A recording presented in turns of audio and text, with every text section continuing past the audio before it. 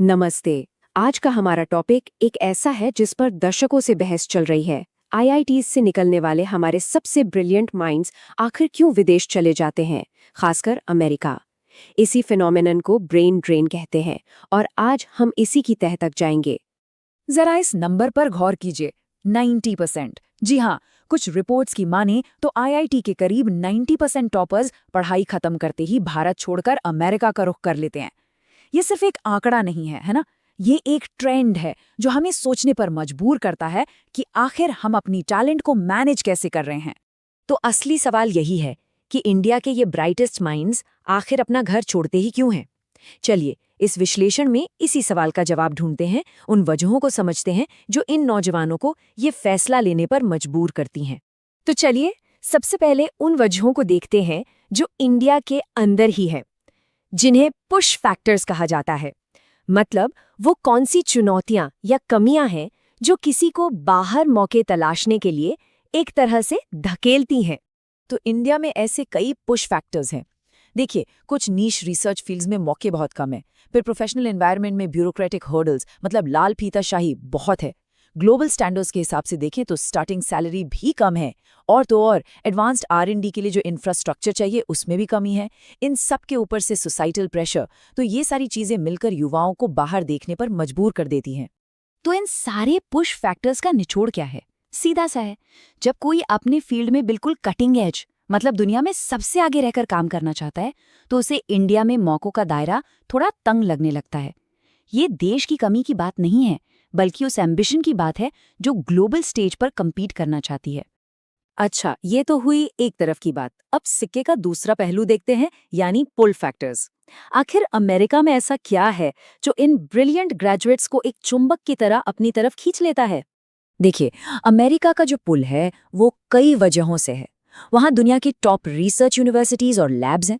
Compensation मतलब पैसा India के मुकाबले कई ज्यादा है, और वहाँ का वर्क कल्चर मेरिटोक्रेसी और इनोवेशन को रिवॉर्ड करता है।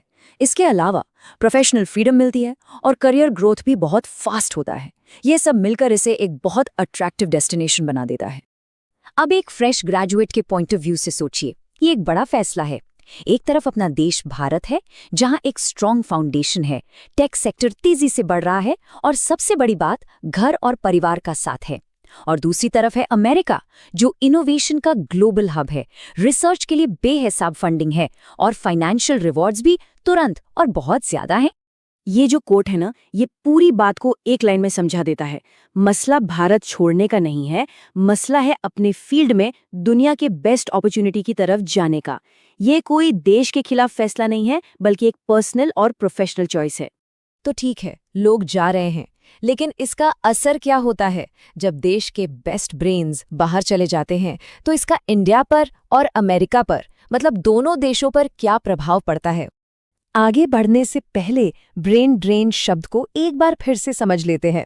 इसका सीधा साधा मतलब है जब किसी देश के हाईली ट्रेन्ड या इंटेलिजेंट लोग बेहतर मौकों की तलाश में दूसरे देश चले जाते हैं। इंडिया के लिए न ये सिचुएशन एक दोधारी तलवार जैसी है। एक तरफ तो ब्रेन ड्रेन है, मतलब हमारा टॉप टैलेंट चला गया, जिससे डोमेस्टिक इनोवेशन शायद थोड़ा धीमा हो जाए। लेकिन दूसरी तरफ एक ब्रेन गेन भी है। कैसे? यही लोग घर पर पैसा भेजते हैं, पावरफुल ग्लोबल नेटवर्क्स बनाते हैं, और जब इनमें से कुछ लोग लौट कर आते हैं तो अपने साथ नई नॉलेज और स्किल्स लाते हैं, जिसका फायदा आखिर में देश को ही मिलता है। और अमेरिका का क्या? उनके लिए तो ये सोने पर सुहागा है। उनके नजरिए से देखें तो ये एक जबरदस्त टैलेंट इन्फ्यूजन है। उन्हें दुनिया के कुछ सबसे होशियार दिमाग मिल जाते हैं, जिन पर उन्होंने कोई इन्वेस्टमेंट भी नहीं किया, और ये लोग सीधे सीधे उनकी इकोनॉमी और इनोवेशन को बूस्ट करते हैं। तो यहाँ सबसे ज़रूरी बात समझने वाली ये है कि ये सिर्फ एक तरफा नुकसान का खेल नहीं है।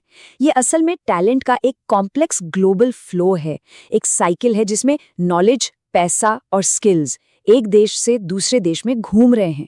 इसके फायदे भी हैं, नुकसान भी हैं, और ये इंडिया और अमेरिका दोनों को ही बहुत गहरे और अलग-अलग तरीकों से अफेक्ट करता है। तो आखिर में हम इस सवाल पर आके रुकते हैं कि ये जो आईआईटी ब्रेन ड्रेन है, क्या ये इंडिया के लिए एक परमानेंट लॉस है, या फिर ये टैलेंट में एक लॉन्ग टर्म ग्लोबल इन्वेस्टमेंट है जिसका फायदा घूम फिर कर इंडिया को भी मिल सकता है? ये एक ऐसा सवाल है जिस पर सोचना तो बनता है।